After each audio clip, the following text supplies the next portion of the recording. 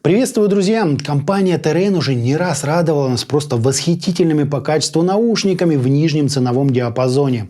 Сегодня же они представили свою новую среднесегментную модель Terrain X7. Заявка, конечно, очень внушительная. По 7 арматурных драйверов на каждое ухо. А вот что конкретно из этого вышло, покажет сегодняшний обзор. Собственно, поехали!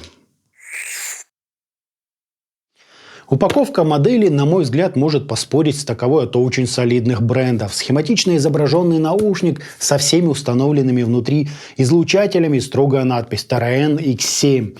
Внутри находим комплект документации и приятный металлический кейс. Да, такой же, как мы видели у Tony King. Ну а в нем уже лежал адаптер для самолета, переходник с 3,5 на 6,35 мм, пара пенок и 2 набора амбушюр разного размера. Это черные и белые. Качество кабеля, я бы сказал, терпимое. Он довольно жесткий, но не склонный к запутыванию. Его сопротивление составляет 0,610 Ом, что уже где-то на грани приличия. Штекер L-образный, заушины выполнены из достаточно плотной термоусадки, а соединение осуществляется посредством вилочных QDC-коннекторов 0,78 мм.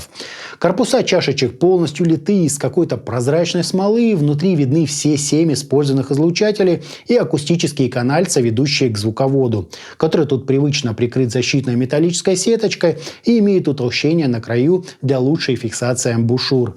Из драйверов здесь установили один басовый 22955, два среднечастотника 560, еще один 29689 и целых 3 395, отвечающих за верха.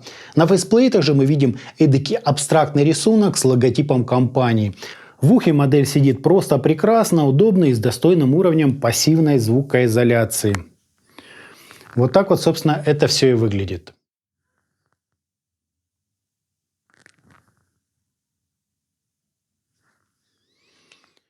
По измерениям у нас вполне стандартный импульс, допустимое расхождение между левым и правым каналом, а также искажения в пиках, достигающие 1,5%. Нормальное, как по мне, значение. Фазовая кривая ведет себя вполне естественно. Затухание на 30 и 60 дБ составляют где-то 80 и 110 миллисекунд. По амбушюрам различий на графиках практически нет. На слух же они, как обычно, намного сильнее. АЧХ имеет подъем низких частот на 7 дБ, затем идут целых 3 разных по величине пика, небольшая компенсационная яма и дополнительное акцентирование области около 7,5 кГц. Высокие же, как видим, хотя и заметно нам ослабили, но дотянули почти до 17 кГц. По насадкам у Terrain X7 довольно заметные отличия. Черные более сдержанные и нейтральные, а с белыми звук становится немного ярче и сочнее. Мне лично больше понравилось, как наушники звучат именно с белыми насадками. Общий же характер здесь можно описать одним словом – яркость. Баланс достаточно сильно сдвинут в сторону верхней половины спектра, отчего все действия разворачиваются вот непосредственно там. Бас же еле ощутимо составляет противовес всему остальному звуку, но без особой глубины и массы. Низа тут чисто арматурные, с прекрасной хлесткостью, текстурой, но не особо выразительные. Контрабас звучит в основном верхней своей частью. Саб, конечно, ощущается, но прям еле-еле. То есть большой жирный бас и сочная выразительная середина – это вот точно не про Terrain X7. Тут про скорость, резкость и точность передачи текстур. Вся средняя часть довольно сильно тяготеет своей верхней составляющей, отчего четкость и яркость выводятся на передний план. Какой-то музыке такое построение музыкального полотна идет, какой-то нет. Например, дэткор мне, честно говоря, в них было сложно слушать, хотя, возможно, каким-то экспериментальным поджанром вот будет в самый раз. Акустическая мультиинструментальная музыка тоже чувствует себя не совсем в своей тарелке. Разве что струнная и электронная музыки тут полное раздолье. Старенький ТБ-303 тут просто бесподобен. Вокал же, на мой вкус, слишком резок, при этом к высоким никаких вопросов нет. Ничего не особо и не режет, и не пилит, и не сыпет. То есть в плане АЧХ с этим диапазоном поработали изрядно. А так все направлено на скорость, частоту и яркость. Очень много яркости. Пытался сравнить героев обзора с VDX Diamond String и Yanin L1, но последние намного сбалансированнее. У них лучше прорисован объем, больше массы, да и вообще звучат они намного естественнее.